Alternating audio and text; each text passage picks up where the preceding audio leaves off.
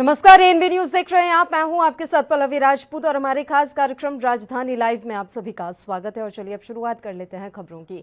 दिल्ली प्रदेश Congress committee के अध्यक्ष चौधरी अनिल कुमार ने कहा कि राजधानी में महिलाओं और बालिकाओं के साथ बढ़ते आपराधिक मामलों के कारण दिल्ली की स्थिति अब चिंताजनक हो गई है। आज केजरीवाल दिल्ली छावनी के ओल्ड नागल एरिया गांव की 9 वर्षीय दलित लड़की के साथ बलात्कार के बाद हत्या के मामले में पूरी तरह से चुप्पी साधे हुए हैं, जबकि दिल्ली पुलिस ने इस जघन्य अपराध को पूरी तरह से दबाने की कोशिश की है।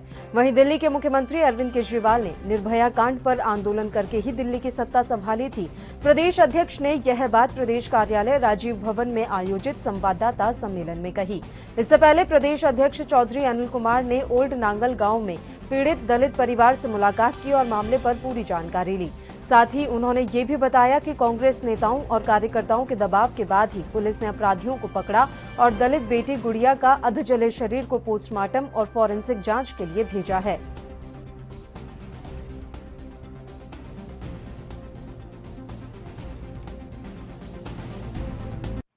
एक आंकड़ों के साथ मैं आपको ये समझाने की कोशिश करूंगा साथियों, किस तरह से दिल्ली, जिसको बड़े दावे किए जाते थे कि सिंगापुर, पेरिस, लंदन बना देंगे, माफ करिएगा, दिल्ली के अंदर जिस तरह से रेपिस्टों की तादाद बढ़ी है, शर्म के साथ कहना पड़ता है, अरविंद केजरीवाल के नेतृत्व में बच्चियों, महिलाओं के साथ जो केसेस बढ़े हैं, इन आंकड़ों के साथ समझाना चाहूंगा।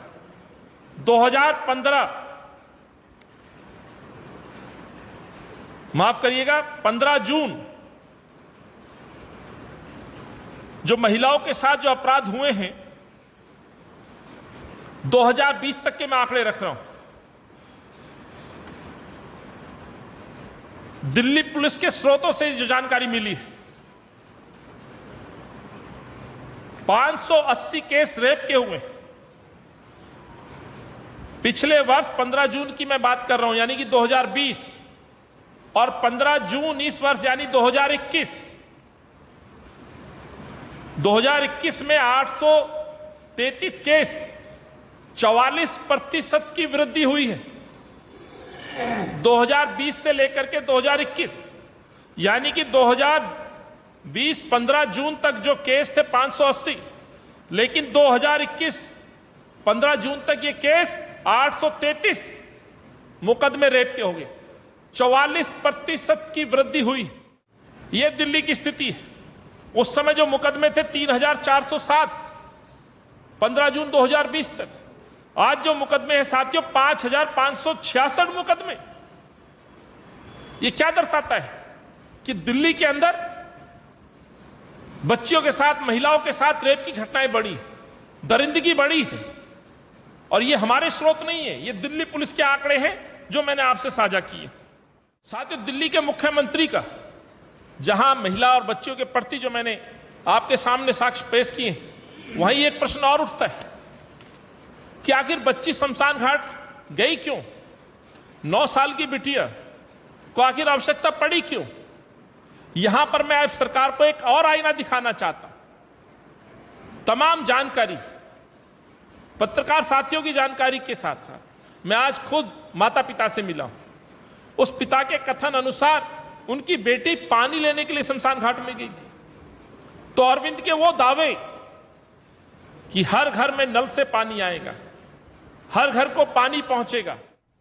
और इस खबर पर तमाम जानकारी देने के लिए दिल्ली से हमारे संवाददाता राजीव तिवारी इस समय लाइव जुड़ गए हैं। राजीव, आपसे पूरी जानकारी चाहेंगे। जिस तरह से एक बच्ची की निर्मम हत्या कर दी गई रेप के बाद उस मसले पर अब दिल्ली में बवाल मचा हुआ और जानकारी मिल रही है कि आज अरविंद केजरीवाल पीड़ित परिवार से मिलने के लिए पहुंचने वाले हैं।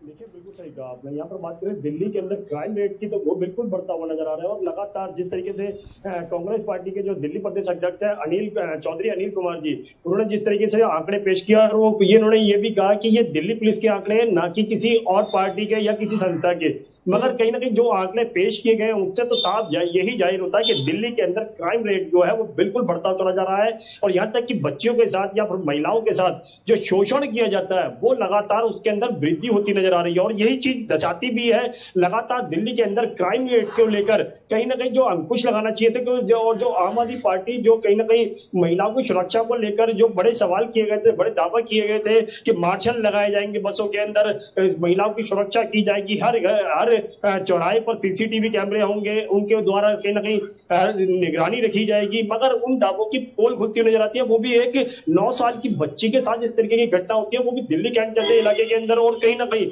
जो ये भी दर्शाती है कि कहीं ना कहीं आज भी बच्चियों के साथ या फिर महिलाओं के साथ कोई भी सुरक्षा नहीं है। और खासतौर पर दिल्ली पुलिस की बात करें तो दिल्ली पुलिस को भी कहीं ना कहीं अनिल कुमार जी में घेरते हुए कोशिश की गई है कि दिल्ली पुलिस भी जो है वो लगातार कहीं ना कहीं आंकड़ों को, यानी कि जो रेप के तेजी से होते हैं या फिर छेड़छाड़ के जो मामले होते हैं उनको दबाने की कोशिश की जाती है। यहाँ पर दिल्ली पुलिस भी कटघरे के अंदर है और दिल्ली सरकार भी कटघरे के अंदर है, और खासतौर पर केंद्र सरकार के द्वारा भी यही कहा गया था, हर बार यही कहा जाता चुनावों के समय में कि महिलाओं की सुरक्षा की जाएगी, मगर धरातल पर सुरक्षा के नाम पर सिर्फ खाना पूर्ति की गई है। जी बिल्कुल राजीव, और चौधरी अनिल कुमार ने एक बहुत अच्छा सवाल ये भी उठाया है कि लगातार अरविंद केजरीवाल ये दावे और वादे करते हैं कि हम हर घर में नल से पानी पहुंचाएंगे, और इस पूरे घटनाक्रम में भी हमने यही देखा कि रात के समय में वो बच्ची बाहर पानी लेने के लिए गई थी, तो उन दावों की भी पोल खुलती हुई नजर आ रही है साफ तौर पर।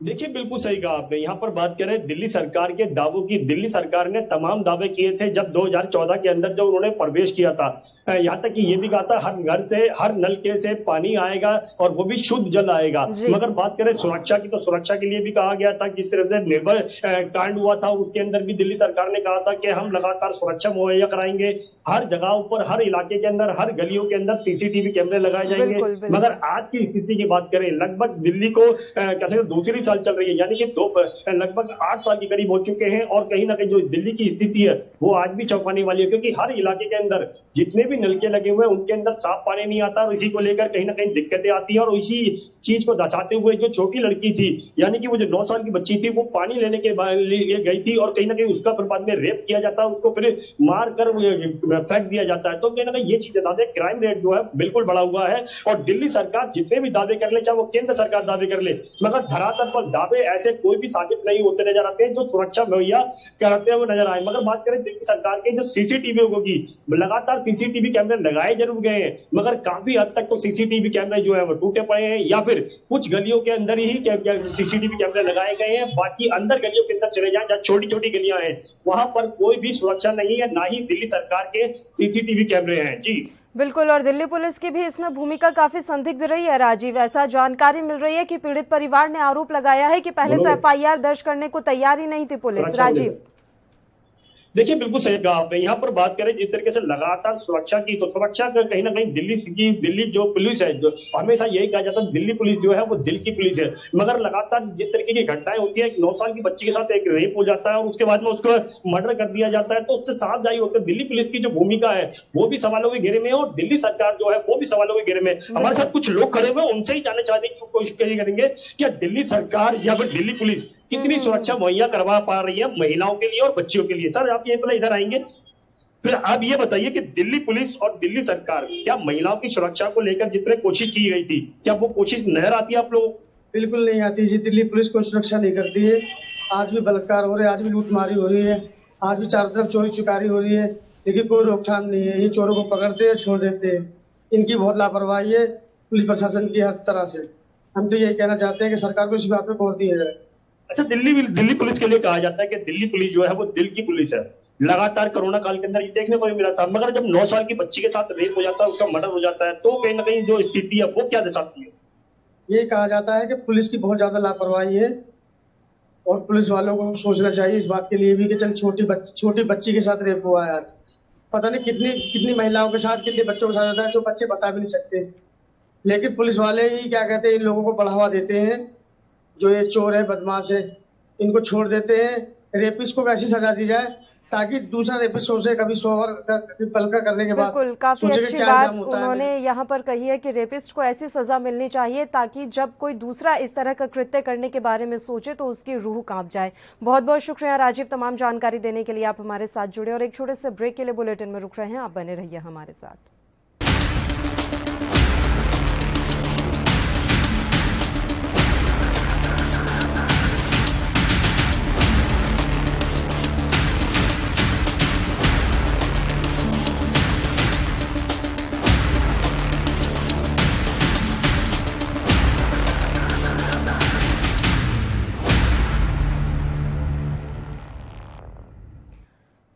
ब्रेक के बाद एक बार फिर से आप सभी का स्वागत है। बढ़ते हैं अगली खबर की ओर। किसानी आंदोलन के मंद पड़ते ही अब हरियाणा में बीजेपी ने पंचायती और स्थानीय निकाय चुनावों की तरफ ध्यान केंद्रित कर दिया है। आज पंचायती चुनावों पर मंथन किया गया, जबकि 4 अगस्त यानी कि आज ही स्थानीय निकाय चुनावों की रणनीति पर विचार करने के लिए भारतीय जनता पार्टी की स्थानीय निकाय चुनाव प्रबंधन कमेटी की भी बैठक होगी।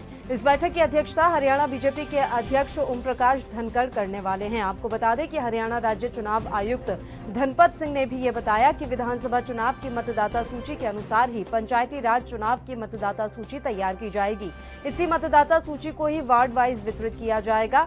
इसके अलावा पंचायती राज संस्थाओं के होने वाले आगामी चुनाव के संबंध में नारनौल में अधिकारियों की बैठक को संबोधित करने के दौरान ये भी जानकारी दी गई कि चुनाव संबंधी तैयारियों के लिए आवश्यक दिशा निर्देश जारी कर दिए गए हैं। राज्य चुनाव आयुक्त ने ये कहा है कि पंचायती राज चुनाव के अलावा कुछ स्थानों पर शहरी निकायों के चुनाव भी होने हैं।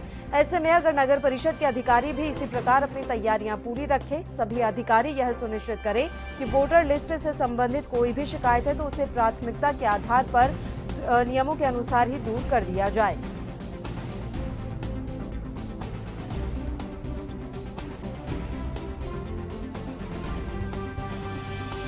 तो स्थानीय निकाय चुनावों की रणनीति पर विचार करने के लिए आज एक अहम बैठक आयोजित की जानी है। हरियाणा में पंचायती और स्थानीय निकाय चुनावों की तैयारियां शुरू हो गई हैं। हम आपको यहां जानकारी दे रहे हैं कि हरियाणा में अब जैसे ही कृषि कानूनों के खिलाफ किसानों का आंदोलन कम पड़ता हुआ दिखाई दे रहा है, वैसे ही सूबे की सरकार अब स्थानीय निकाय चुनावों पर भी ध्यान केंद्रित कर रही है। हरियाणा में पंचायती और स्थानीय निकाय चुनाव लगातार टाले जा रहे थे और इसके पीछे की मुख्य वजह यही मानी जा रही थी कि किसान आंदोलन काफी उग्र हो गया है और कहीं न कहीं भारतीय जनता पार्टी को अपनी हार का डर सता रहा था। लेकिन अब जानकारी मिल रही है कि काफी हद तक इसका प्रभाव कम हो गया है। किसान आंदोलन का प्रभाव काफी हद तक कम हो गया है। ऐसे में अब सूबे की बीजेपी की सरकार स्थानीय निकाय चुनावों की रणनीति पर विचार कर रही है, यानी कि अब ये संकेत मिलने लगे हैं कि जल्द ही हरियाणा प्रदेश में स्थानीय निकाय चुनाव और पंचायती राज चुनाव आयोजित करवाए जाएंगे। इसके लिए चुनावों की तैयारियां अब शुरू हो चुकी हैं और जानकारी ये भी है कि आज स्थानीय निकाय चुनावों की रणनीति पर विचार किया जाएगा। इसके लिए आज एक अहम बैठक भी भारतीय जनता पार्टी आयोजित करने वाली है। हालांकि ये बैठक कितने बजे शुरू होगी इसको लेकर कोई जानकारी नहीं मिल पाई है, लेकिन ये जरूर पता है कि इस बैठक की जो अध्यक्षता है वो हरियाणा बीजेपी के अध्यक्ष ओम प्रकाश धनखड़ करने वाले हैं। इससे पहले कल यानी कि मंगलवार को भी एक अहम बैठक आयोजित की गई थी। पंचायती और स्थानीय निकाय चुनावों की तैयारी को लेकर ये बैठक आयोजित हुई थी और तमाम चर्चा इस बैठक के दौरान की गई थी। और आज स्थानीय निकाय चुनावों की रणनीति पर विचार करने के लिए बीजेपी के द्वारा स्थानीय निकाय चुनाव प्रबंधन कमेटी की एक बैठक आयोजित होनी है। इस बैठक की अध्यक्षता खुद बीजेपी के प्रदेशाध्यक्ष ओम प्रकाश धनखड़ करेंगे। पंचायती और स्थानीय निकाय चुनावों की तैयारी में अब सूबे की सरकार जुट गई है। इसके अलावा विपक्षी जो दल हैं वो भी पूरी तरह से अपनी तैयारी कर रहे हैं। ऐसा कहा जा रहा है कि अब काफी प्रभाव कम हो गया है किसान आंदोलन का, तो ऐसे में अब भारतीय जनता पार्टी की ये कोशिश है कि जल्द से जल्द पंचायती और स्थानीय निकाय चुनावों को भी आयोजित करवा लिया जाए, क्योंकि लंबे समय से ये चुनाव लटके हुए थे। कोरोना के नाम पर लगातार इन चुनावों को टाला जा रहा था, लेकिन पर्दे के पीछे की कहानी यही बताई जाती है कि किसान आंदोलन के कारण सरकार डरी हुई थी।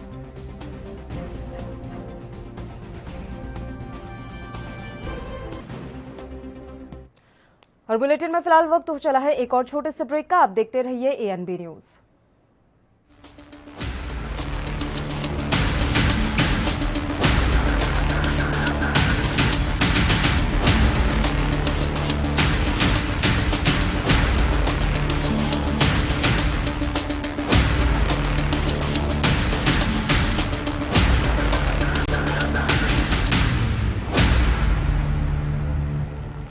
ब्रेक के बाद एक बार फिर से आप सभी का स्वागत है। ब्रेक पर जाने से पहले हम चंडीगढ़ की खबर आप तक पहुंचा रहे थे कि अब हरियाणा में पंचायती राज चुनाव की तैयारियां शुरू कर दी गई हैं और इसके लिए आज एक अहम बैठक भी बुलाई गई है और इस बैठक की अध्यक्षता खुद ओपी धनखड़ करेंगे। इस खबर पर तमाम जानकारी देने के लिए कुलवीर दीवान जी इस समय हमारे साथ जुड़ गए हैं। सीधा उन्हीं का रुख कर लेते हैं। कुलवीर, आपसे पूरी जानकारी हम चाहेंगे। अब हरियाणा सरकार की तरफ से तैयारियां शुरू कर दी गई हैं पंचायती और स्थानीय निकाय चुनावों को लेकर, क्या कुछ जानकारी है? किस तरह की बैठक आज आयोजित होनी है?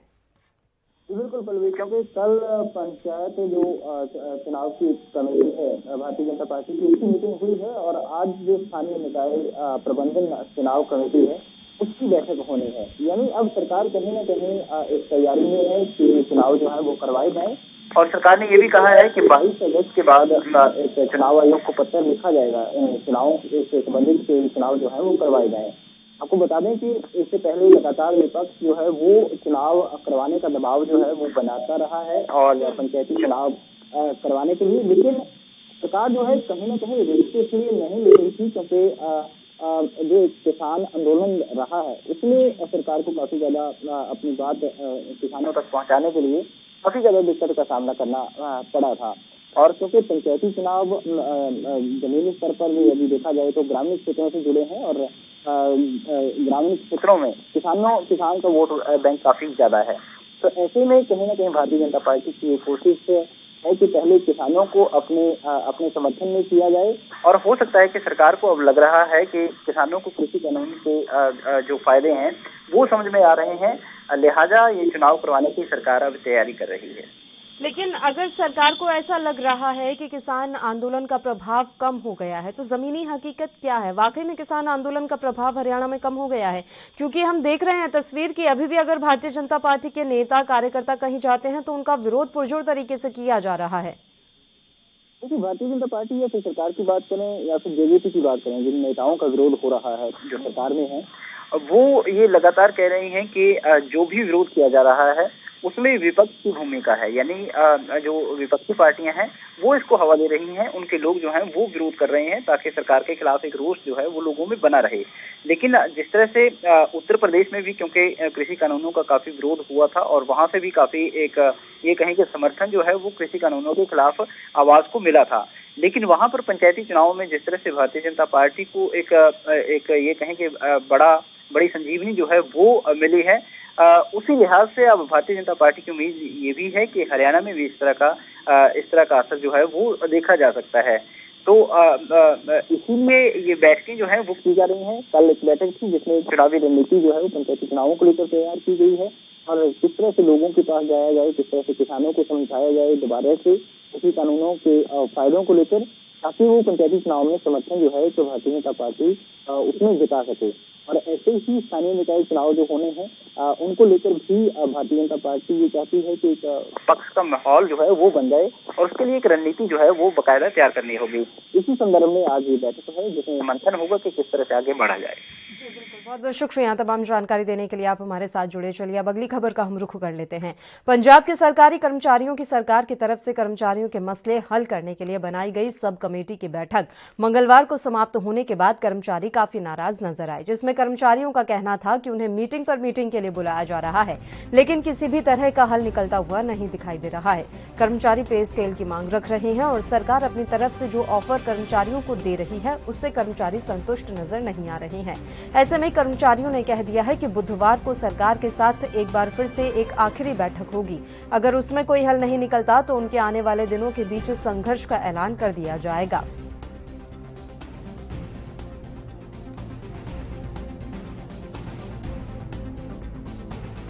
पे कमीशन को लेकर पंजाब सरकार के सभी मुलाजिम आज मिलने आए थे। उनकी आज मीटिंग थी जिसमें काफ़ी ज़्यादा उत्साहित लग रहे थे। कुछ दिन पहले जब उनकी मीटिंग उसमें कहा गया था उन्हें कहीं ना कहीं उम्मीद थी कि कहीं ना कहीं सरकार और उनके बीच में एक फाइनली राब्ता बन जाएगा, पर ब्रह्म इंद्र जो बाहर आए उनकी तरफ से कहा जा रहा है कि अभी भी कोई सहमति नहीं बन पाई है। आइए आपको सुनाते हैं उनका क्या कहना है इस पूरे मामले में। सर आज जो मीटिंग हुई है की नतीजे इस मीटिंग के विच निकले? मुलाजमान ਨਾਲ मीटिंग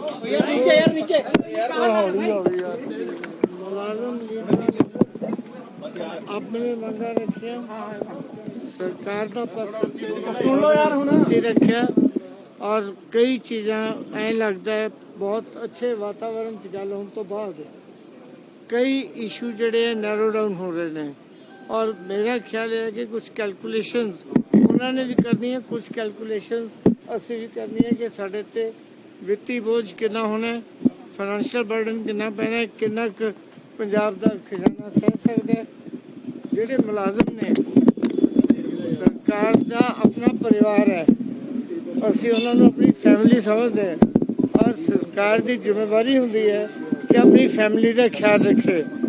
ਮੁੱਖ ਮੰਤਰੀ ਸਾਹਿਬ ਬਹੁਤ ਇਸ ਗੱਲ ਲਈ ਉਹਨਾਂ ਫਿਕਰਮੰਦ ਨੇ ਕਿ ਜਿੰਨੀ ਜਲਦੀ ਹੋ ਸਕਦਾ ਹੈ ਮੁਲਾਜ਼ਮਾਂ ਨੂੰ ਵਾਪਸ ਜੌਬ ਤੇ ਲਿਆਂਦਾ ਜਾਵੇ, ਕੰਮ ਚੱਲਣਾ ਸ਼ੁਰੂ ਹੋਵੇ।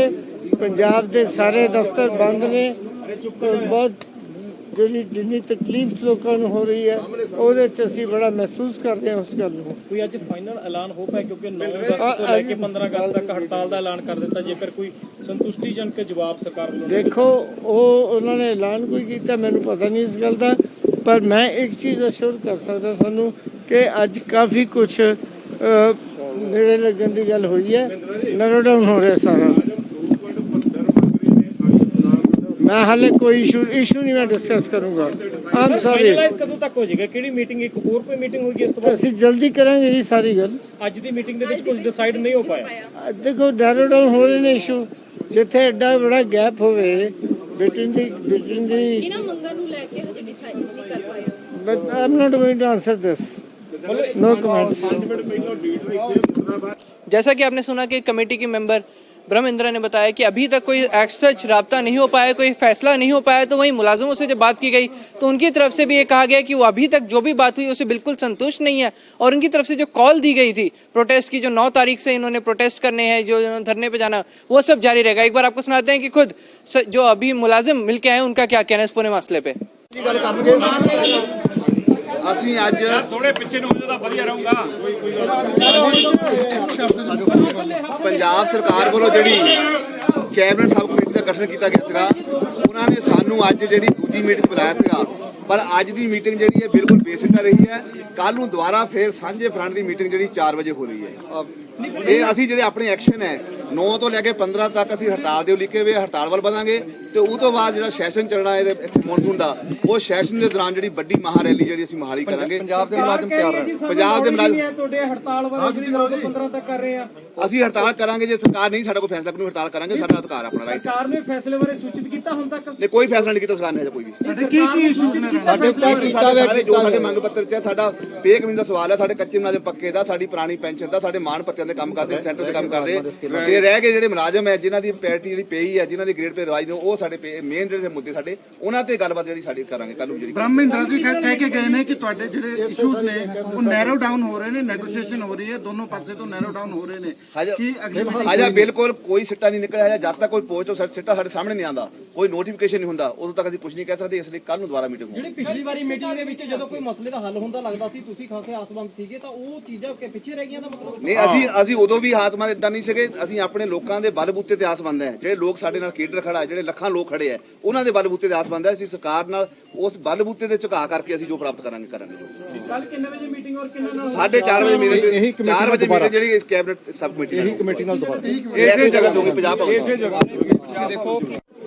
तो जैसा आप देख सकते हैं मुलाजिमों में काफ़ी गुस्सा है। मीटिंग खत्म हो चुकी थी।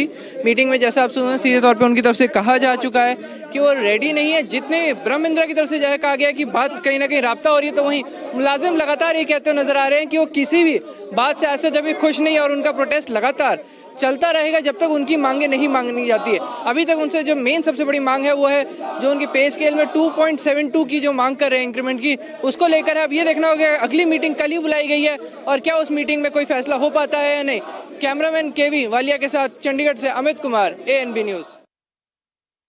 तो पंजाब से जुड़ी इस खबर पर तमाम जानकारी देने के लिए चंडीगढ़ से हमारे संवाददाता अमित कुमार इस समय लाइव हमारे साथ जुड़ गए हैं। सीधा उन्हीं का रुख कर लेते हैं। अमित, आपसे पूरी जानकारी चाहेंगे। मंगलवार को सब कमेटी की बैठक हुई, बैठक के बाद क्या कुछ रहा इसकी रिपोर्ट हमने देखी है, लेकिन अब क्या उम्मीद जताई जा सकती है कि आज जो बैठक होने वाली है उस बैठक में इस समस्या का हल निकल जाएगा? देखिए पल्लवी, अगर हम बात कर रहे हैं तो 28 तारीख को जो इससे पहली मीटिंग हुई थी उसमें जितने मुलाजिम थे वो काफी खुश थे। उस वक्त अगर बात करें तो 3.1 दशमलव के इंक्रीमेंट की कुछ बात हुई थी और सरकार 2.5 पे कुछ पे अड़ी हुई थी। और उसके बाद में मीटिंग के दौरान ही एक 2.72 के ऊपर कुछ बात बनती हुई नजर आई थी और मीटिंग खत्म हो गई थी और कहा गया था कि मंगलवार को इसके ऊपर डिस्कशन होगी और जल्दी ही नोटिफिकेशन भी जारी हो सकता है। पर वहीं कल की मीटिंग हम देखें तो मीटिंग के बाद ऐसा माहौल बन चुका है कि टोटली ऑपोजिट हो रहा है जो मुलाजिम एक्सपेक्ट करे थे। उन्होंने कहा गया था कि हमें तो इस वक्त नोटिफिकेशन की उम्मीद थी कि इस मीटिंग में हमें नोटिफिकेशन जारी कर दिया जाएगा। तो वहीं ब्रह्म इंद्रा, जैसा कि हमने सुना, उन्होंने कहा है कि अभी हम इस पर डिस्कस कर रहे हैं, हमें कोई राब्ता बन रहा है, अभी ऐसा कंफर्म नहीं हो पाया कि कितने के ऊपर बातचीत चलनी है, 2.72 देना है कि 2.5 देना है। क्योंकि देखिए मल्टीपल हर एक कैटेगरी वाइज किया हुआ है, एज वाइज कि कोई 10 साल से उसके लिए 2.52, जो उससे कम है उसके लिए 2.31, जो उससे कम है उसे 1.9, मतलब अलग अलग स्केल बनाए गए हैं। तो ये मुलाजिम अपनी तरफ से लगातार कह रहे हैं कि सबके लिए एक समान स्केल हो, जैसे कि जिसमें पहले उन्होंने मांग की 3.012 की थी, पर कहीं ना कहीं जो पिछली मीटिंग के बाद उसमें बात हुई थी 2.72 पे वो आ गए थे। पर अब जैसे कल मीटिंग हुई है, ऐसा लग रहा है कि अब मुलाजिम और सरकार के बीच कंफ्यूजन फिर से हो चुकी है, फिर से काफी ज्यादा टेंशन हो चुकी है। तो आज की एक और मीटिंग एक्सपेक्ट की जा रही है 4 बजे कैबिनेट सब कमेटी का, जिसमें शायद फाइनली कोई और फैसला लिया जा सकता है। पर मुलाजिमों की तरफ से पहले ही ऐलान कर दिया गया है कि अगर ये एक तरह से उनके लास्ट मीटिंग होगी और इसमें भी उनको लगता है कि सिर्फ लारे लगाए जा रहे हैं, तो 9 तारीख से 15 तारीख तक अपने जो उन्होंने स्ट्राइक पे जाने का फैसला किया तो पूरी तरह स्ट्राइक पे चले जाएंगे। तो वही जो मॉनसून सेशन में उन्होंने कहा कि एक मेगा रैली करने वाले सभी मुलाजिम कर्मचारी, वो भी उन्होंने करने का ऐलान किया गया। वही सरकार कहीं ना कहीं डटी हुई है कि कहीं ना कहीं कर्मचारी धरने पे ना जाएं, क्योंकि हिस्सों में जा रहे हैं, ब्लॉक में जैसे चाहे वो पटवारी हो, चाहे क्लर्क हो, चाहे सरकारी दफ्तर के वर्कर्स हो, तो सबने एक एक करके सारे स्ट्राइक पे जा रहे हैं। तो कहीं ना कहीं सरकारी तंत्र को बहुत ज्यादा दिक्कत परेशानी का सामना करना पड़ रहा है। तो वही सरकार बार बार कह रही है कि आप स्ट्राइक में ना जाए, हम आपकी बात सुनेंगे। उसी चलते ये कमेटी बनाई गई थी, पर कहीं ना कहीं राब्ता नहीं हो पा रहा है। बिल्कुल अमित, और अगर हम आने वाले चुनावों से इसे जोड़कर देखें तो क्या लगता है, अगर आज ये मसला नहीं सुलझ पाया तो चुनावों में बहुत बड़ा नुकसान यहाँ सरकार को हो सकता है? देखिए, अगर चुनाव के एंगल से इसे देखें तो ये भी एक बहुत बड़ा फैक्टर है, क्योंकि कहीं ना कहीं सरकारी मुलाजिमों का भी बहुत बड़ा अपना खुद का ग्रुप देख सकते हैं। आप उसे एज अ वोटिंग ग्रुप देखें या फिर उन्हें देखें कि एज अ फ्रंट देखें, क्योंकि लोगों से इंटरेक्ट यही करते हैं। अगर सरकारी मुलाजिम स्ट्राइक पर रहेंगे तो आप दूसरी देखिए सरकारी काम नहीं होंगे, दफ्तर बंद पड़े होंगे, तो ऑफकोर्स लोगों में और गुस्सा उठेगा। और इस टाइम जब इलेक्शन में कुछ 5-6 महीने रह गए हैं, तो इस टाइम लोगों को गुस्सा दिलाना खुद सरकार के अपने पैर पे कुल्हाड़ी मारने के बराबर होता है। तो किसी भी एंगल से देखें, बहुत बड़ा फैक्टर सरकारी मुलाजिमों के स्ट्राइक पे जाना रहेगा। तो कहीं ना कहीं सरकार को बहुत ज्यादा प्रायोरिटी से इनको देखना चाहिए और जल्द से जल्द हल निकालना चाहिए इनका। तो सरकार को दिक्कत कहां पर आ रही है? जो मांगे वो इस समय रख रहे हैं, उन मांगों पर सहमति बन क्यों नहीं पा रही है? अगर वो समान वेतन की मांग कर रहे हैं तो सरकार को ये मांग नाजायज क्यों लग रही है? देखिए, जो बात उनकी तरफ से उठाई जा रही है कि पे स्केल में इंक्रीमेंट कितना है, जैसे 2.72 की हम बात करते हैं, तो इन्होंने पहले क्या किया था कि एज वाइज वर्क टर्न के हिसाब से कर दिया कि जो 10 साल से काम करे उनको 2.52 देंगे, जो उनसे कम है, जो 5-6 साल के हैं, उनके लिए 2.12, और जो उससे कम है उनको लिटरली 1.9। तो वही वर्कर्स कह रहे हैं कि हम सब एक ही साथ हैं, हम सबको एक ही इंक्रीमेंट देना, और इनकी जो मांग थी वो सीधा ही 3.012 की थी। तो आप देख सकते हैं कि फाइनेंशियल बर्डन अगर हम कंसिडर करें, कहने के लिए शायद ये 2.5 से 1 का से 0.5 का इंक्रीमेंट लगता है, पर ये वित्तीय बोझ बहुत ज्यादा सरकार के ऊपर बढ़ जाएगा। तो कहीं ना कहीं सरकार शुरू से ही कहती हुई नजर आ रही है कि खजाना खाली है। तो ऐसे में वो लोग अपनी तरफ से जितना हो सके उतना इंक्रीमेंट बढ़ाना चाहते हैं, पर कि क्या वो पॉसिबल है या नहीं है, किससे सरकार पे और ज्यादा कर्ज का बोझ बढ़ेगा, ये सब भी सरकार लगातार देखते हुए नजर आ रही है। बर्मिंदा की आपने बात सुनी, उन्होंने कहा है कि हमने ये देखना होगा कि इंक्रीमेंट से सरकार पे कितना और ज्यादा बोझ आने वाला है। तो वो सब फैक्टर्स को कंसिडर किया जाता है, लगातार इसके ऊपर तभी डिस्कशन चल रही है और कहीं ना कहीं कम से कम करने की कोशिश की जा रही है। तभी ये बात शायद वर्कर्स को भी पता है, मुलाजिमों को भी पता है, तभी वो अपने 3.12 के उससे स्टैंड से हटके 2.72 पे आ गए थे। पर अभी देखना होगा कि फाइनली डिसीजन किस पे आता है। बिल्कुल, आज की बैठक काफी अहम मानी जा रही है। बहुत बहुत शुक्रिया हमें तमाम जानकारी देने के लिए, आप हमारे साथ जुड़े। चलिए अगली खबर का हम यहाँ रुख कर लेते हैं। पिछले साल 5 अगस्त को ही अयोध्या में पीएम मोदी ने भव्य और ऐतिहासिक राम मंदिर निर्माण के लिए भूमि पूजन किया था। पीएम के इस भूमि पूजन का 1 साल पूरा होने जा रहा है। वहीं अब बताया जा रहा है कि यूपी के मुख्यमंत्री योगी आदित्यनाथ भी अयोध्या के दौरे पर जल्द ही जाने वाले हैं। योगी इस ऐतिहासिक पल को खास बनाना चाहते हैं। योगी आदित्यनाथ का अयोध्या का दौरा काफी विशेष महत्व रखता है। उन्होंने हाल ही में कहा था कि अयोध्या में राम मंदिर का निर्माण कार्य उनके कार्यकाल में शुरू हुआ था। उन्हें इस बात की बेहद खुशी है। इस मौके पर प्रधानमंत्री नरेंद्र मोदी द्वारा भूमि पूजन के 1 साल पूरा होने पर वे अयोध्या जाएंगे और पूजा अर्चना करेंगे। मुख्यमंत्री योगी आदित्यनाथ पहले श्री रामलला का दर्शन करेंगे, साथ ही राम मंदिर निर्माण में चल रहे कामों का जायजा भी लेंगे। इसके बाद हनुमानगढ़ी में भी दर्शन पूजन का कार्यक्रम उनका प्रस्तावित है। अयोध्या के 1 दिवसीय दौरे पर सीएम योगी आदित्यनाथ वहां पर अन्न महोत्सव के लाभार्थियों को अनाज भी बांटेंगे। मुख्यमंत्री अयोध्या में पूरे 1 दिन रहेंगे और चलने वाले विकास कार्यों का जायजा लेंगे, ऐसी जानकारी अभी तक मिल रही है। साथ ही बीजेपी के प्रवक्ता राकेश त्रिपाठी ने कहा कि योगी के दौरे से पहले अयोध्या में खास तैयारियां की जाएंगी। राज्य सरकार ने इस दिन को एक बड़े उत्सव के तौर पर मनाने का फैसला ले लिया है।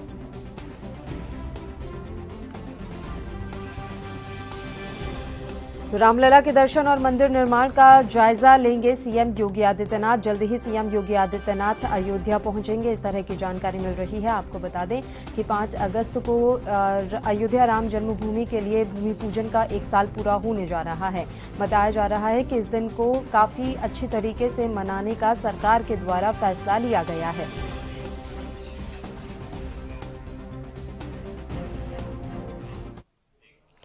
और इस खबर पर तमाम जानकारी के साथ लखनऊ से प्रदीप आनंद श्रीवास्तव जी इस समय हमारे साथ लाइव जुड़ गए हैं। सीधा उन्हीं को रुख कर लेते हैं। प्रदीप जी, आपसे पूरी जानकारी हम चाहेंगे। अयोध्या जाने वाले हैं योगी आदित्यनाथ, किस तरह से उनका ये कार्यक्रम प्रस्तावित है? देखिए पल्लवी, अगर हम बात करें सीएम योगी की, सीएम योगी 1 वर्ष पूरा हो रहा है अयोध्या में राम जन्मभूमि मंदिर के निर्माण का, और इस अवसर पर सीएम योगी अयोध्या जा रहे हैं कल। और अगर बात करें तो प्रधानमंत्री अन्न वितरण योजना के अंतर्गत करीब 1 करोड़ ऐसे गरीब हैं लाभार्थी पूरे उत्तर प्रदेश में, जिनको वह अन्न वितरित करेंगे। लेकिन ये पूरा अगर हम इस कार्यक्रम को समझें तो यह कार्यक्रम विधानसभा स्तर का चुनाव है उत्तर प्रदेश में। आप पूरे दर्शकों को यह पता है कि भारतीय जनता पार्टी की जो राजनीति है वो राम जन्मभूमि के मंदिर से शुरू हुई थी, और सीएम योगी का ये जो दौरा है अयोध्या का, इसको लेकर काफी कुछ अहम बैठक भी भारतीय जनता पार्टी के जो शीर्ष नेता हैं उनके साथ होने वाली है। बिल्कुल जानकारी मिल रही है। कोई डेट अभी फिक्स हो पाई है? क्योंकि इससे पहले ऐसी जानकारी थी कि 5 अगस्त को ही योगी आदित्यनाथ जाएंगे, लेकिन शायद अब उनके कार्यक्रम में कुछ बदलाव संभव नजर आ रहा है। प्रदीप। बिल्कुल पल्लवी, अगर मैं बात करूं तो सीएम योगी का आज का दौरा गोरखपुर का है। अभी वो इस समय देवीपाटन मंडल में है। गोरखपुर आज अभी कुछ देर में 11 बजे तक आएंगे। एक निजी समाचार पत्र के कार्यक्रम में वो सम्मिलित होंगे और बस्ती और गोरखपुर के मंडल के अधिकारियों के साथ कानून व्यवस्था पर एक गहन बैठक करेंगे। सीएम योगी का जो कार्यक्रम है आज का गोरखपुर का है। कल आधिकारिक स्तर पर अभी इसकी कोई सूचना नहीं आ पाई है, लेकिन फिर भी ऐसे कयास लगाए जा रहे हैं कि 1 वर्ष पूरा हुआ है तो मुख्यमंत्री योगी आदित्यनाथ अयोध्या में रहेंगे, और इसको लेकर अयोध्या प्रशासन ने तैयारियां भी पूरी कर ली हैं। बिल्कुल जानकारी ये भी है कि 1 वर्ष पूरे होने की खुशी में इसे एक उत्सव के तौर पर मनाया जाएगा। योगी आदित्यनाथ का दौरा तो है ही, इसके अलावा भी पूरे दिवस को काफी अच्छी तरीके से मनाने का निर्णय सरकार की तरफ से लिया गया है। इस तरह की जानकारी भी मिल रही है। प्रदीप।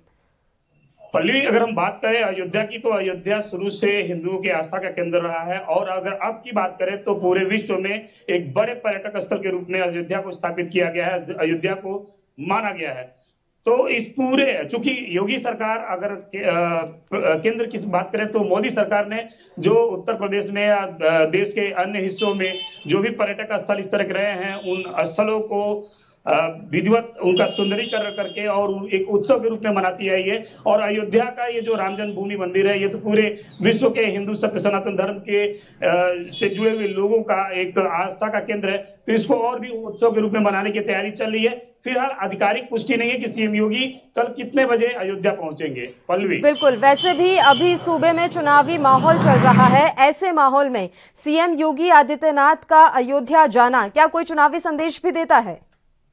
पल्लवी, इसके कई मायने निकल सकते हैं। एक तो ये कि भारतीय जनता पार्टी ने अपनी राजनीति ही राम जन्मभूमि के नाम से शुरू की थी जी। तमाम आंदोलन हुए। बहरहाल योगी सरकार ने मंदिर जो है वो बना, मंदिर का जो आधारशिला वो रखा गया, खुद नरेंद्र मोदी ने इसका जो है आधारशिला रखा था। और अगर हम बात करें तो अयोध्या से हिंदू सत्य सनातन धर्म को जोड़कर भारतीय जनता पार्टी आगे बढ़ती रही है, और इसी क्रम में अयोध्या का ये दौरा सीएम योगी के लिए विधानसभा चुनाव को लेकर काफी महत्वपूर्ण जो है साबित होता है, काफी अहम साबित होता हुआ दिखाई दे रहा है। पल्लवी। बिल्कुल, बहुत बहुत शुक्रिया आप हमारे साथ जुड़े प्रदीप, तमाम जानकारी हम तक पहुंचाने के लिए। तो आपको बता दें कि सीएम योगी आदित्यनाथ अयोध्या जाएंगे। हालांकि आधिकारिक तौर पर कोई पुष्टि नहीं हो पाई है कि वो कब जाएंगे और कब कितने समय पर वो वहां पहुंचेंगे, लेकिन एक बात साफ है कि अयोध्या के मसले पर इस बार भी चुनाव में काफी सियासत होनी है। चलिए अगली खबर का रुख कर लेते हैं, जो कि मुंबई से है। महाराष्ट्र के महामहिम भगत सिंह कोश्यारी 5, 6, 7 तारीख को महाराष्ट्र के दौरे पर रहेंगे। इस दरमियान 5 तारीख को नांदेड़ में जिला अधिकारी कार्यालय पर जिला अधिकारियों के साथ चर्चा करने के लिए एक मीटिंग रखी गई है। महाराष्ट्र हिंगोली में कोई यूनिवर्सिटी नहीं है, फिर भी वे वहां जाकर जिला अधिकारियों के साथ चर्चा करेंगे। इसके अलावा परभणी में 1 घंटे 55 मिनट की की मीटिंग रखी गई है और जिला अधिकारियों के साथ भी बैठक करेंगे। फिर और नांदेड़ जाएंगे, जहां शाम 4 बजे से 6 बजे तक जिला अधिकारियों के साथ उनकी बैठक होनी है, जिसे लेकर एनसीपी प्रवक्ता नवाब मलिक ने गहरी नाराजगी व्यक्त की है और महाराष्ट्र सरकार के मंत्रिमंडल ने इस मामले में गहन चर्चा भी की है। आपको बता दें कि अल्पसंख्यक गर्ल और बॉय हॉस्टल के उद्घाटन के लिए राज्यपाल जाने वाले हैं, जिसे लेकर महाविकास अघाड़ी सरकार काफी नाराज है। इसे लेकर मंत्रिमंडल में गहन चर्चा भी हुई है। मंत्रिमंडल ने इस कार्यशैली पर नाराजगी व्यक्त की है। सरकार का कहना है कि इस कार्यक्रम के माध्यम से ऐसा लग रहा है कि महाराष्ट्र में 2 सत्ताधारी दल चल रहे हैं।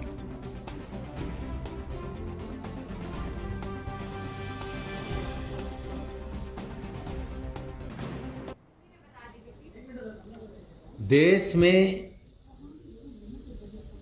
संविधान के अनुरूप देश में पार्लियामेंट्री डेमोक्रेसी के तर्ज पे देश चलता है और देश का सारा कामकाज देश के राष्ट्रपति महोदय के नाम से सारे आदेश निर्गमित होते हैं।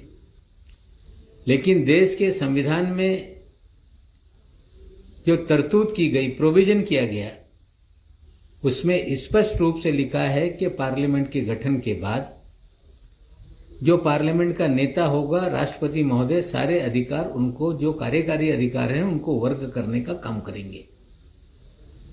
उसी तरह से राज्यों के भीतर राष्ट्रपति महोदय अपने अधिकार राज्यपाल महोदय को वर्ग करते हैं और पार्लियामेंट्री डेमोक्रेसी सिस्टम में 3 टायर सिस्टम होने के कारण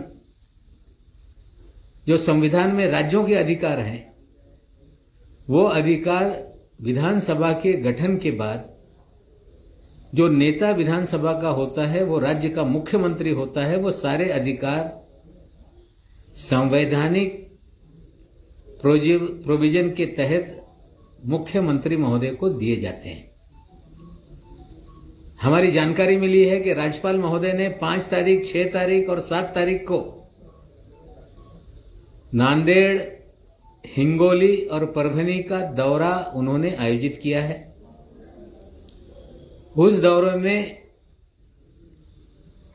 माइनॉरिटी विभाग ने जो हॉस्टल, महिलाओं के गर्ल्स हॉस्टल और बॉयज हॉस्टल बनाए, राज्य सरकार ने पैसे खर्च किए, उसका उद्घाटन का कार्यक्रम उन्होंने आयोजित किया है, जो उचित नहीं है। और राज्य सरकार को बताए बिना, माइनॉरिटी डेवलपमेंट डिपार्टमेंट को बताए बिना सीधे ये कार्यक्रम का आयोजन करना, ये राज्य के अधिकारों में, सरकार के अधिकारों का हनन करने का काम महामहिम राज्यपाल महोदय कर रहे हैं। तो महाराष्ट्र में राज्यपाल बनाम सरकार लगातार जारी है और आपने अभी एनसीपी नेता और महाराष्ट्र सरकार में मंत्री नवाब मलिक की प्रतिक्रिया सुनी।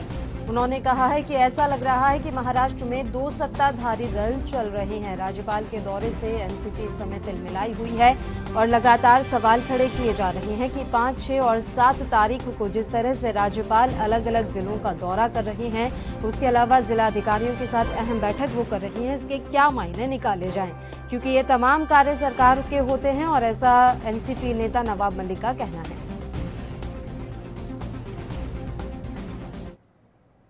और इस खबर पर तमाम जानकारी देने के लिए हमारे संवाददाता मुंबई से मुरारी सिंह लाइव जुड़ गए हैं। सीधा उन्हीं का रुख कर लेते हैं। मुरारी, आपसे पूरी जानकारी चाहेंगे। आखिर महाराष्ट्र में राज्यपाल के दौरे को लेकर इस बवाल का वजह क्या मानी जाए? आखिर क्यों इतनी परेशानी हो रही है नवाब मलिक को?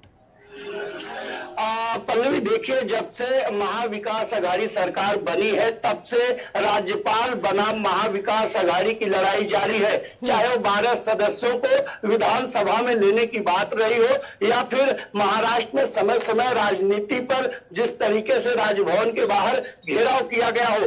अब ऐसे में राज्यपाल भगत सिंह कोश्यारी 5 और 6 और 7 तारीख को महाराष्ट्र के नांदेड़, हिंगोली और परभनी के दौरे में है, जहां नांदेड़ में अल्पसंख्यक समुदाय के गर्ल और बॉयज जो हॉस्टल बना है उसका उद्घाटन करने जा रहे हैं, जिसे लेकर के एनसीपी प्रवक्ता व एनसीपी कोटे से मंत्री नवाब मलिक पूरी तरह से खफा हो गए। उन्होंने प्रेस कॉन्फ्रेंस तक बुलाई और साफ तौर पर उन्होंने कहा कि महाराष्ट्र में एक की सरकार है या फिर दो सत्ताधारी सरकार चला रहे हैं। बिल्कुल, हमने देखा कि किस तरह से नवाब मलिक जो है लगातार सवाल उठा रहे हैं, लेकिन बात यह है कि अगर राज्यपाल जा रहे हैं, वो मुलाकात करना चाहते हैं, किसी हॉस्टल का वो उद्घाटन करना चाहते हैं, तो इसमें सरकार को परेशानी क्यों हो रही है? क्या ये राज्यपाल के अधिकार क्षेत्र में नहीं आता है? देखिए पल्लवी, जिस तरीके से नवाब मलिक ने कहा है कि जो जवाबदारी होती है राज्यपाल की वो राज्य के मुख्यमंत्री को या फिर विधानसभा के जो अध्यक्ष चुने जाते हैं उन्हें दिया जाता है। नवाब मलिक ने दूसरा ये भी साफ किया है कि जब केंद्र में सरकार बनती है, सदन में जो चुना जाता है उनका जो मान होता है, उनका जो अधिकार होता है वो राष्ट्रपति उन्हें सौंपते हैं। और राज्य में जब जवाबदारी बनती है, सरकार बनती है, तो राज्यपाल की पूरी जवाबदारी सरकार के जो मंत्री या फिर मुख्यमंत्री होते हैं उनके हाथ में होती है।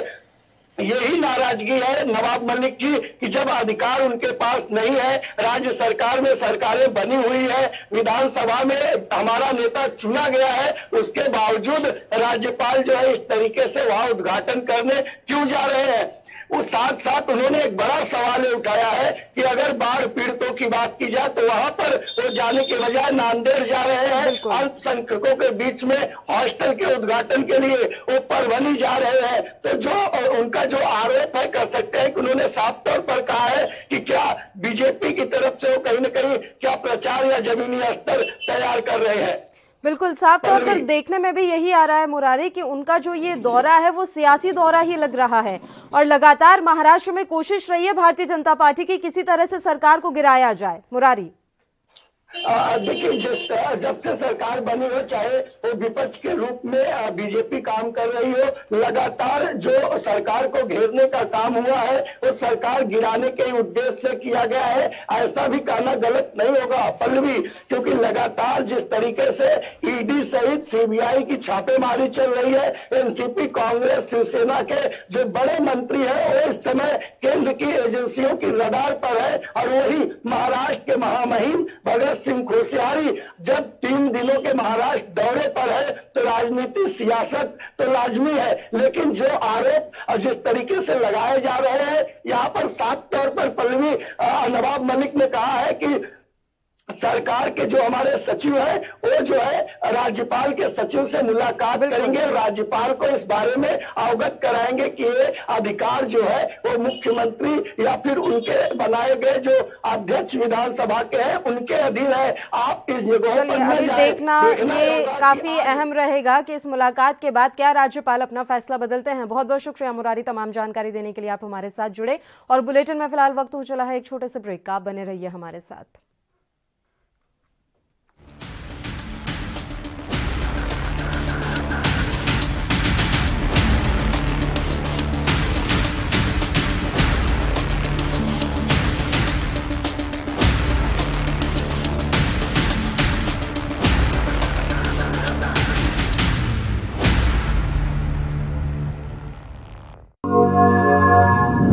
ਪੰਜਾਬ ਸਰਕਾਰ ਵੱਲੋਂ ਨਵੇਂ ਡਿਜੀਟਲ ਯੁੱਗ ਵਿੱਚ ਕੰਮਕਾਜ ਨੂੰ ਵਧੇਰੇ ਪਾਰਦਰਸ਼ੀ ਅਤੇ ਕਾਰਗਰ ਬਣਾਉਣ ਲਈ 516 ਸੇਵਾ ਕੇਂਦਰ ਖੋਲੇ ਗਏ। ਰੋਜ਼ਾਨਾ 60,000 ਲੋਕ 332 ਪ੍ਰਕਾਰ ਦੀਆਂ ਸੇਵਾਵਾਂ ਹਾਸਲ ਕਰਨ ਲਈ ਇਹਨਾਂ ਕੇਂਦਰਾਂ ਵਿੱਚ ਆਉਂਦੇ ਹਨ। ਇੱਥੇ ਜਨਤਕ ਸ਼ਿਕਾਇਤਾਂ ਦਾ ਹੱਲ ਵੈਬ, ਮੋਬਾਈਲ ਅਤੇ ਟੋਲ ਫ੍ਰੀ ਨੰਬਰ 1100 ਤੇ ਕਾਲ ਕਰਕੇ ਕੀਤਾ ਜਾਂਦਾ ਹੈ। ਇਹਨਾਂ ਕੇਂਦਰਾਂ ਦੀ ਸਫਲਤਾ ਨੂੰ ਦੇਖਦੇ ਹੋਏ ਅਗਲੇ 6 ਮਹੀਨਿਆਂ ਵਿੱਚ 192 ਹੋਰ ਸੇਵਾਵਾਂ ਚਾਲੂ ਕੀਤੀਆਂ ਜਾਣਗੀਆਂ। ਡਿਜੀਟਲ ਰੂਪ ਵਿੱਚ ਸੇਵਾਵਾਂ ਦੇਣ ਲਈ ਵਚਨਬੱਧ ਪੰਜਾਬ ਸਰਕਾਰ।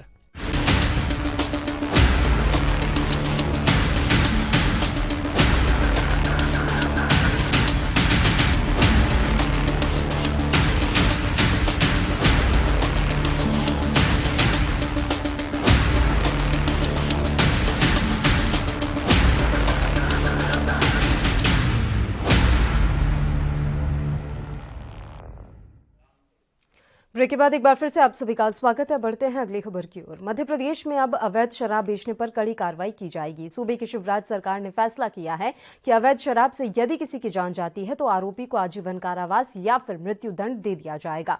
पहले इसके लिए अधिकतम 10 साल की सजा का प्रावधान था। इसके अलावा जुर्माने की रकम को भी 10 लाख रुपए से बढ़ाकर 20 लाख रुपए का प्रावधान किया गया है। मंगलवार को हुई शिवराज कैबिनेट की बैठक में इस प्रस्ताव पर मोहर लग गई है। इस बाबत एक बिल विधानसभा के इसी सत्र में लाया जाएगा। हाल ही में मंदसौर के अलग अलग इलाकों में जहरीली शराब से लगभग 8 लोगों की मौत के बाद मध्य प्रदेश सरकार की जमकर किरकिरी हुई थी। शिवराज सरकार के इस चौथे कार्यकाल के करीब 1.5 साल में अवैध शराब के सेवन से 40 से ज्यादा लोगों की अब तक मौत हो चुकी है। इसके अलावा मध्य प्रदेश सरकार ने शराब की तस्करी और उसका अवैध कारोबार रोकने के लिए लक्ष्य से शराब की बोतलों पर 20 से अधिक सुरक्षा मानक युक्त QR कोड वाले होलोग्राम लगाने का भी निर्णय ले लिया है। सीएम शिवराज सिंह चौहान की अध्यक्षता में हुई बैठक में यह फैसला लिया गया। सीएम शिवराज सिंह चौहान ने यह भी कहा है कि अवैध शराब के कारोबार में शामिल लोगों के खिलाफ सख्त कार्रवाई की जाएगी। खुद सूबे के गृह मंत्री नरोत्तम मिश्रा ने इस फैसले पर क्या कुछ कहा है, आइए हम आपको सुनाते हैं। प्रदेश में जो आपराधिक गतिविधियां आबकारी से संबंधित, अवैध शराब से संबंधित बढ़ रही हैं, उसके लिए आबकारी अधिनियम संशोधन विधेयक 2021 का आज किया है।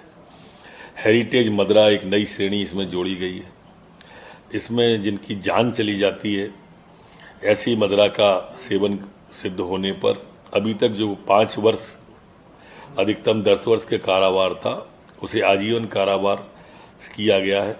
मृत्यु दंड भी इसमें जोड़ा गया है और 20 लाख तक का जुर्माना, पहले 10 लाख था, उसे बढ़ा के 20 लाख कर दिया है। इसी तरह से एक उसमें जो एक न्यूनतम 1 वर्ष की सजा थी, उसे 6 वर्ष, 1 से 6 साल तक की थी कारावास और जुर्माना था, उसे बढ़ा के 10 से 14 साल किया है।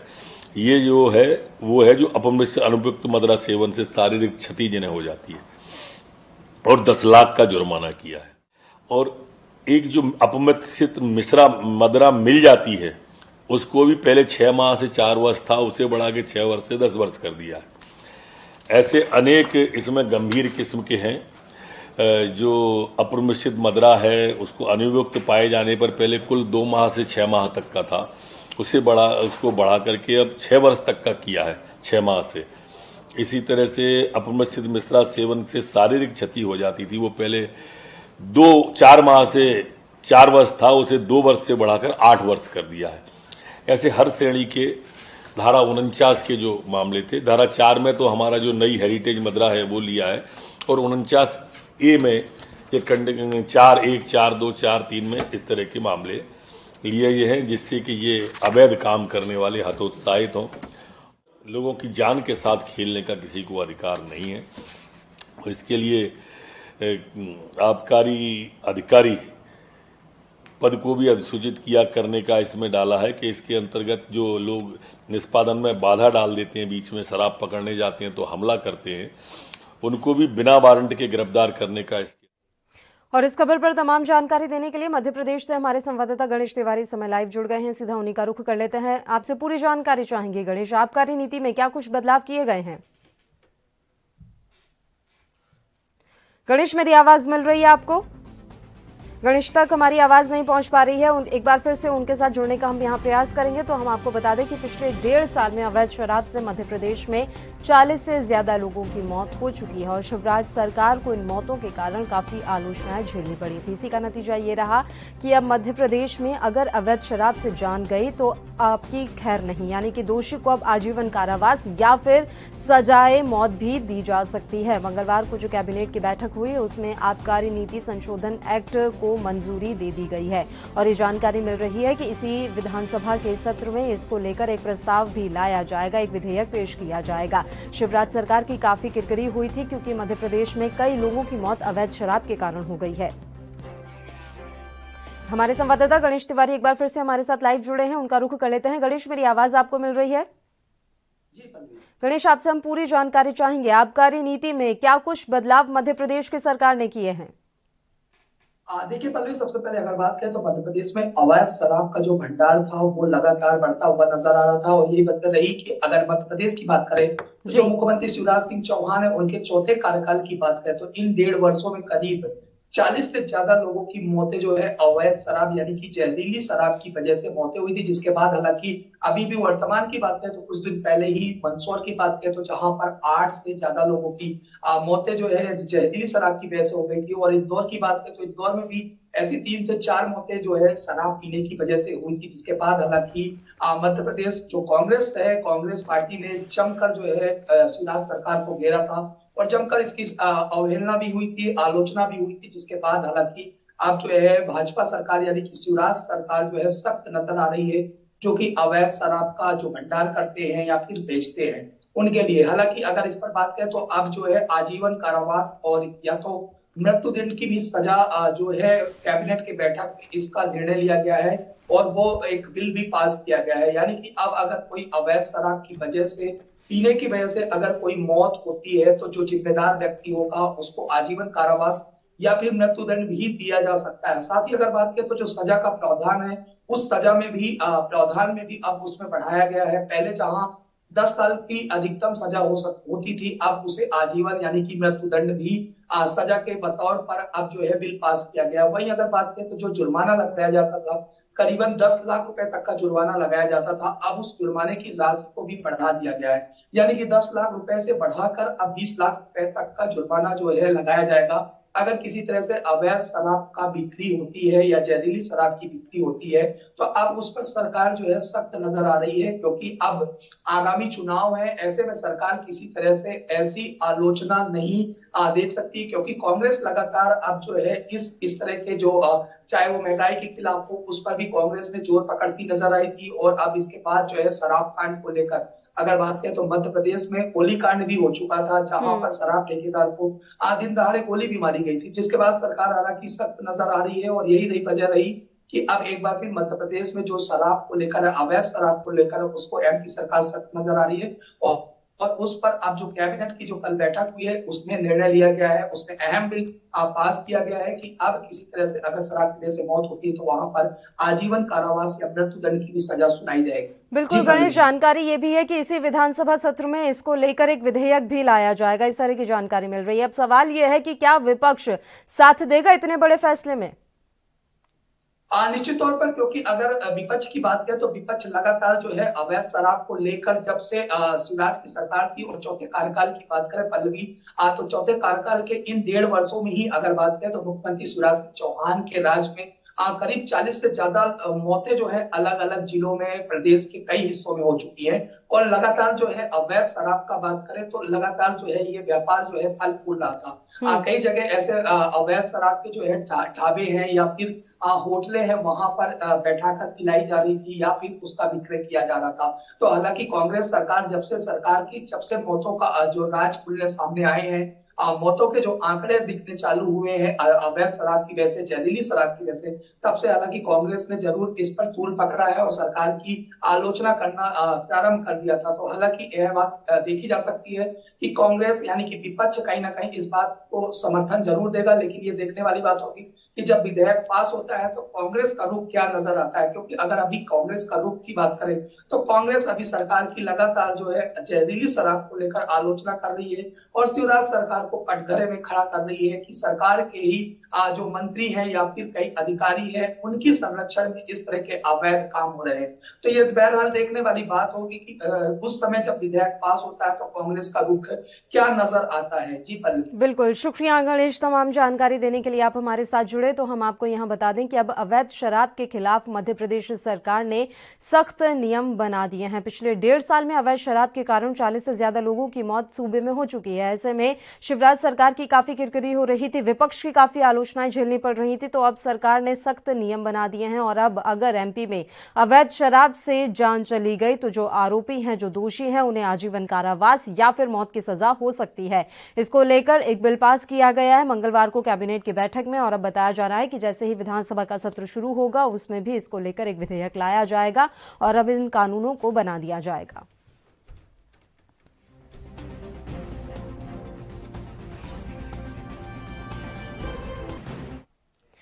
और इसी के साथ राजधानी लाइव में फिलहाल के लिए इतना ही। मुझे दीजिए इजाजत। देश प्रदेश की तमाम ताजा खबरों के लिए आप बने रहिए हमारे साथ। नमस्कार।